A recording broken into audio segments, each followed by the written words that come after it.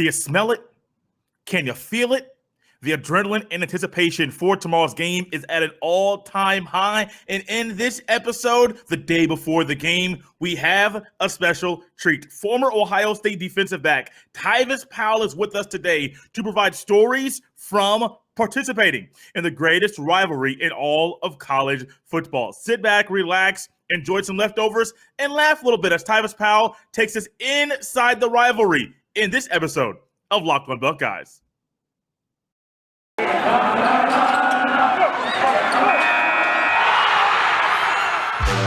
are Locked On Buckeyes, your daily podcast on the Ohio State Buckeyes.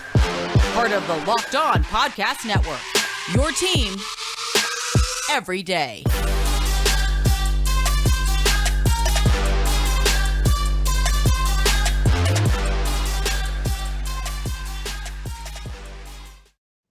What is up, Buckeye fans? Welcome back to another episode of Locked On Buckeyes, part of Locked On Podcast Network. I'm your host, Jay Stevens, also the host of the Jay Stevens Podcast. It is Friday, November 26th in the year 2021, and today's episode is brought to you by NetSuite. NetSuite is the #1 cloud financial system to power your growth. Head to netsuite.com/lockedonncaa for special end-of-year financing on the #1 financial system for growing businesses. I sure hope everyone enjoyed their Thanksgiving yesterday. I am sure you are enjoying some leftovers, ready to watch some more football. Yesterday, there was a lot of NFL football on. Today will be a lot of college football on, and we have a special treat for you. Tyvis Powell, when we recorded this conversation, I didn't know what to expect, but we sat back, he told some stories, and we both laughed. This conversation was recorded on November 17th, prior to the Michigan State game, which is why when you listen, you'll hear the wrong ranking for the Wolverines. That's because at the time of the recording, that was the ranking that they had. Sit back, relax, and enjoy a fun conversation with Mr. Tyvis Powell as he takes us inside the rivalry.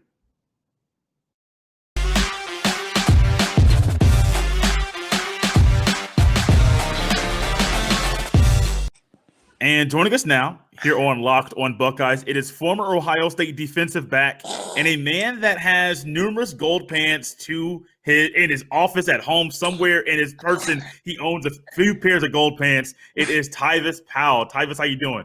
I'm doing well. I'm glad. Thank you for allowing me to come on the show. Yes, sir. No problem. Before we get to any Ohio State Michigan talk, I got to ask one question. Why did you run out of the end zone against Alabama? Listen, I wanted to score. Listen, as a defensive back, we don't get that many opportunities to touch the ball, okay? So, and they be like, when you get the ball, act like you've been there before. Well, I don't get that many opportunities, so I feel like I got to maximize every opportunity I can to score. I've never had a pick six in my life, so I felt this was the perfect time. I figured, Alabama would be like, oh, they won the game. We don't care anymore. Go ahead and let them do his thing. Apparently that didn't work out well, but I was smart about it. I thought I was pretty smart about the ball.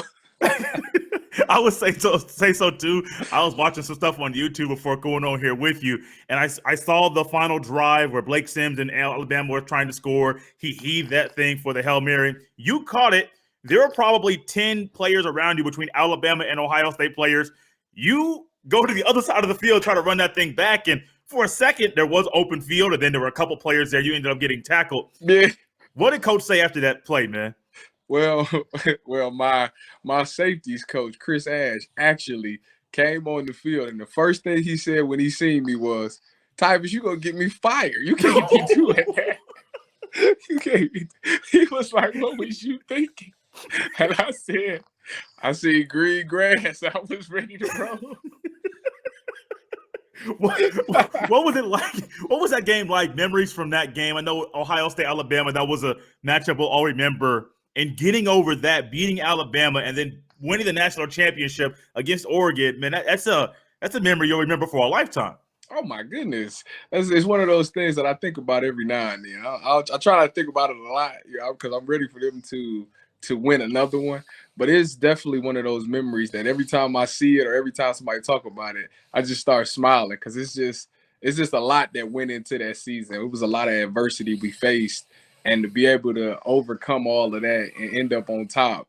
Like it's something that nobody can take away from us. Like it was like everybody that seen that season has no choice but to respect it, what we did. Because we dealt with losses in the season, we dealt with a death on the team, we dealt with injuries, and somehow, some way, we stuck together and still managed to win it all. So it's it's just special. Very, very special. You played in I count them, three Ohio State versus Michigan games. I believe you redshirted in 2012, so you didn't participate in that game that year. True. But from the 3 games you've played in 2013, 2014, and 2015, a 42-41 victory, a 42-28 victory, 42-13 victory. 42 just must be the number. If Ohio State gets to 42 when you're on the team, y'all going to win. Yeah, it was it's one of those games that it's like the record didn't mean anything. I know in 2013, I remember we was pretty good that year. We was undefeated. What am I talking about? Pretty good. We was undefeated, and they weren't that good. I think they was almost like 500, if I can remember correctly. And I remember saying okay, we gonna wipe them. It don't matter. We gonna wipe them. We undefeated, and they not having a good season. I think their coach was getting fired at the end of the year, so it was like, they ain't got nothing to play for. And I remember going out that game, and I was like, oh man, I think we was down early. I was like, oh man, they serious. This is serious. The records really don't mean anything. They really trying to win this game. And then I remember we got into the fight in that game, and Marcus ended up flicking the crowd off, and I was just like, this is wild. It's really everything that is hyped up to be. It's really a rivalry. They really don't mess with us, and nobody at that stadium like us at all. It's really going into a hostile environment. And I remember that game because obviously the 2-point conversion play where it's just the crowd, it was just so loud because they had just scored, and it was you couldn't hear nobody saying anything. And I was just like, oh my goodness, man, we cannot lose this game. We cannot lose this game. We about to blow everything. We're going to lose this game and they're not even that good type thing. And I remember making the play, and it just went completely silent in the place. And it was just this is the greatest feeling in the world. Just be able to silence a crowd. They were dead silent, man. That play there, you read it perfectly. You had your read, threw the ball right to you. Remember Devin Gardner laying on the ground, just flat on his back, what just happened? We brought the upset Ohio State, and we just lost the game because I threw the interception.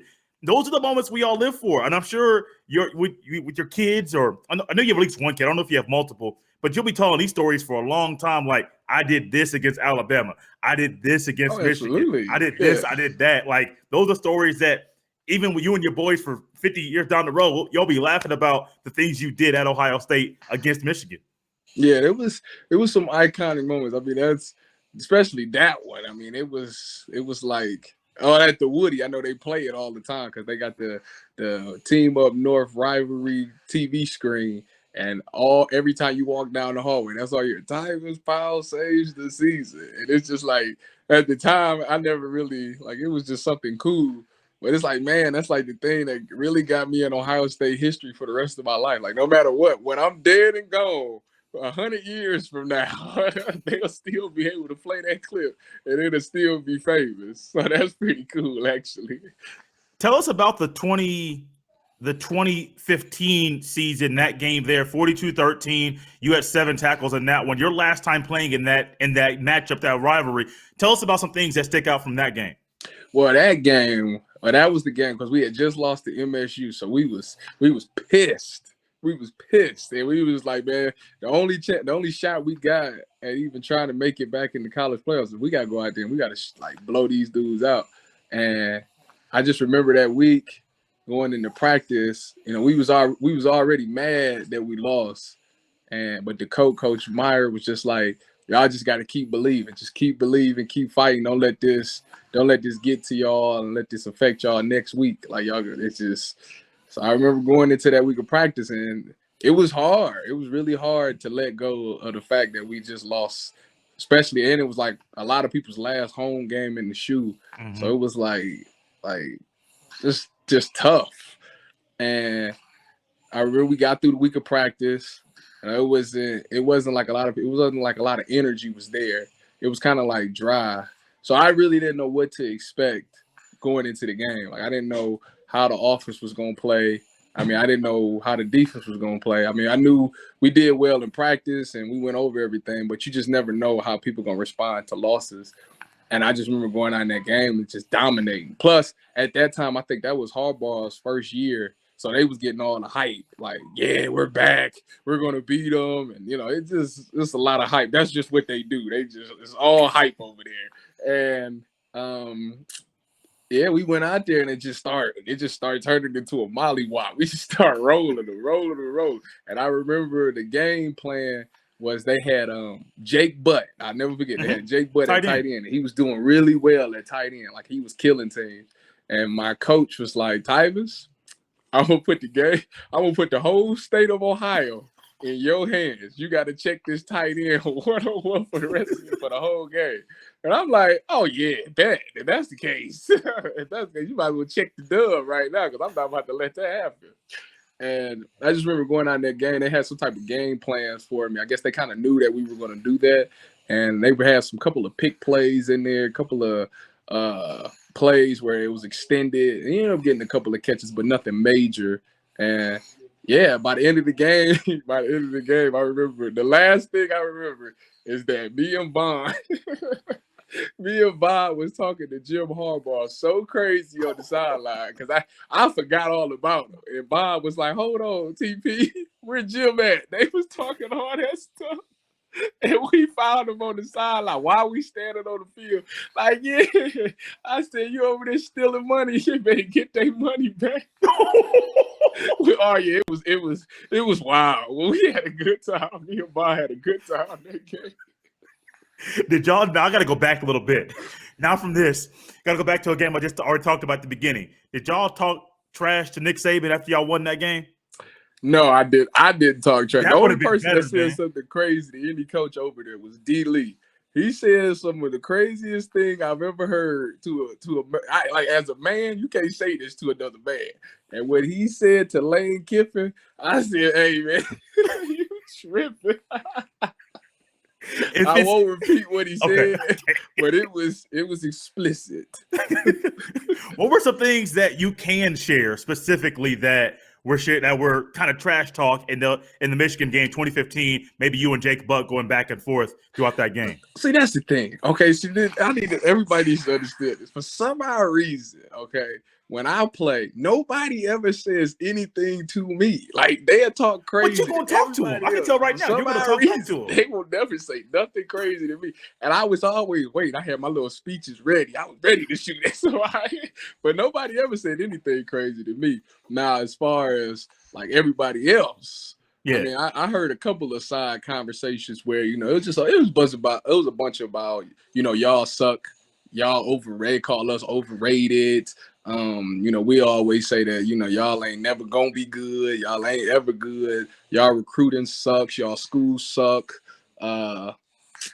And as far as then, it was some personal stuff that was said about females that we knew about. I won't get into the whole thing. Yeah. You can kind of figure out what I'm going with. There was a lot of things that was being said that it was pretty personal. So. Yeah, but those are the things that you love in football. Those things that you can't really share because it's that sensitive or that explicit. It was going down. People be saying some crazy stuff. When JT Barrett went down, you were on that team, correct? Yes. When JT Barrett went down, I know the game was under wraps, but did you guys think the future was going to be what it was, knowing that you guys had a quarterback that hadn't done anything? I mean, when JT went down, yeah, it was like, okay, like that's a major blow.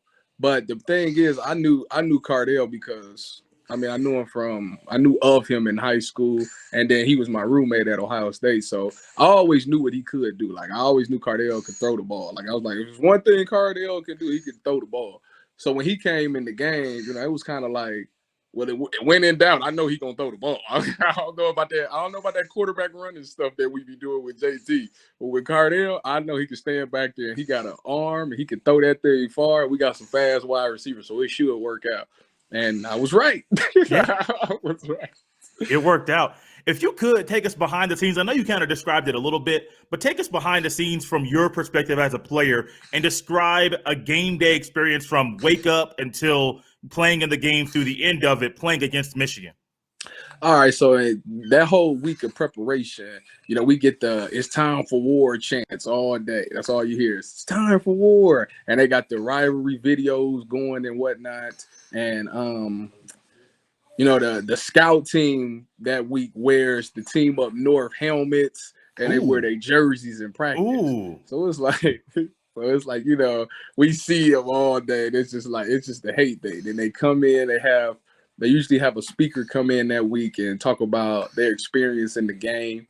Now getting to game day now, because it's a noon kickoff. Now and when you playing, noon kickoffs is always our favorite because it's like you get up in the morning, you get right to it. Like it is, boom, let's go. So we get up that morning, everybody's juiced up because through the off season, you always got these extra push-ups and sit-ups that you got to do in the weight room to prepare you for that game, what they call it. And you got all that built up in your mind. So it's like, all right, it's about time. Like, let's see what they own this year. Now, that's my first year. Now, after the first experience, I already knew what type of time they was gonna be on. So I'm like, all right, let's do this. So we get up, boom, everybody hyped up. We get to the game. Now, when you get to the game, all the fans, if you at their place, the fans is crazy. You get flicked off all the time. You suck, y'all overrated, all that same jazz over and over again, right? And then the good thing about their stadium is when you come out the locker room, their locker room is right across from yours. So why that's the thing, I don't know, but it really makes the game. It gets the blood going because they be in there thumping the door like, "Woo, let us out," and we be sitting there in the hall. So if you open the door, like if you open your door and they open their door, you can literally talk to them. So my first year, that 2013 season, I remember it was like a bunch of stuff going on in the hallway, like yeah, we about to knock y'all off type thing, and all the seniors was like, nah, not today type thing and stuff like that. So it got real hostile in that locker or in that hallway. So you come jogging out, and you just get the booze and stuff like that. But I like that though. I might be weird because I like that. I like going into a place where it's just me and my teammates. Like, this is all I got. Because to me, it's like I need to play even harder because I don't, like, if something bad go down and we let this crowd get in the game, like, they might affect us and, like, mess us up. So, like, that's all we got. So I'm going to fight as hard as I can for my brothers. Like, that's in my mind. That's how I looked at it. Like I can't let my brothers down. They need me type thing. And then, you just get in the game and how it is. You get your trash talking going. You better listen. In them games, the rivalry games, you gotta strike first. You have to strike first. You gotta swing the first punch because if you don't and you try to catch it might be overwhelming. Then they never gonna stop. So you gotta swing as hard as you can and just keep swinging. I don't know if you ever got in a fight in your life, and when you was a kid, your parents probably said, "Listen, if you got to fight, just keep swinging and don't stop." That's how I was. I was just keep swinging these punches and not gonna stop. And then they eventually quit. That's exactly kind of what happens. Yeah, y'all dominated. Speaking of striking first and keep swinging, how do you think this game's going to go this year between Ohio State and Michigan? Same old. Okay. They hype. They get hyped every year. I say the same thing every year. They get hyped up every year. What are they rank? Like 6 right now? Something like that. Yeah, something. Yeah, they hyped up every year. They gonna come in there, and it is. We go there, I guess, huh? So yeah, we're gonna go there. They're gonna swing their first punch very hard. I think probably the first quarter there, it'll be kind of close. Then after that, the Buckeyes just gonna run away with it. Typically, how they do. Jim Harbaugh probably be his last year there. I really don't see it going any other way. I really don't. I think what we get we usually average about 42. Ryan Days, the coach, just a higher power offense. I'd say the score be something like 70 to 17. Okay. I mean, the offense can't do it. I mean, they've been holding back quite a bit this year. They could have scored 60 plus against a few people. 70. Hey, you're the player. I'm gonna roll with you, Miss. 70 sounds good to me. I think. I mean, in these games, I think the thing about Ryan Day is he's an aggressive play caller. So, with that being said, and this being that game, I think he is one of those games where he's gonna try to roll. Like typically, in the past, like even against Purdue, this past or not, where Purdue, not Nebraska, it's the Purdue, the Indianas, all those games. When we got up big, in the second half, they kind of laid off. They kind of just tried to run the ball, put the backups in, stuff like that, get people reps. But in that game, no, we going all night. We rolling all night. And if you can't keep up, that's too bad. You better recruit better and get better coaches. That's how we look at it.